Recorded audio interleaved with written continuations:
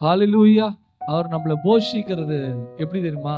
நம்ம ஒருத்தங்க கிட்ட கடன் கேட்டோம்னு வச்சுக்கோங்களேன், நம்மளுக்கு ஏதோ ஒரு தேவை இருக்கு, போய் கேட்ட என்ன சொல்லுவாங்க?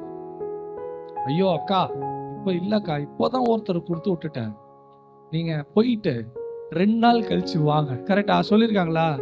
2 நாள் கழிச்சு வாங்க. அந்த 2 நாள் கழிச்சு போனோம்னு வச்சுக்கோங்களேன், ஐயோ நான் மறந்தே போயிட்டேன், இன்னும் ஒரு 2 நாள் கழிச்சு வாங்க. அப்போ அங்க என்ன நடக்கும்னு பாத்தீங்கன்னா, நம்மளோட தேவைக்காக நம்ம ஒரு உதவியாய் நம்ம போய் நிக்கிறது கூட அவங்க என்ன பண்ணுவாங்கன்னா, அவ்வளவு சீக்கிரத்துல கொடுத்துட மாட்டாங்க. நம்மள ஒரு 4 வாட்டி அலைய வச்சு, நீங்க 2000 ரூபாய் கேட்டீங்கன்னா கடைசியா 4 வாட்டி அலைய வச்சு 1000 ரூபாய் கொடுப்பாங்க. ஆனா நம் தேவன் அப்படி இல்லை. அவர் நம்மளுக்கு போஷிக்கணும்னு நினைச்சாருன்னா, அவர் நன்மையை மாத்திரமே போஷிக்க வந்தவர். ஆமென், ஹalleluya.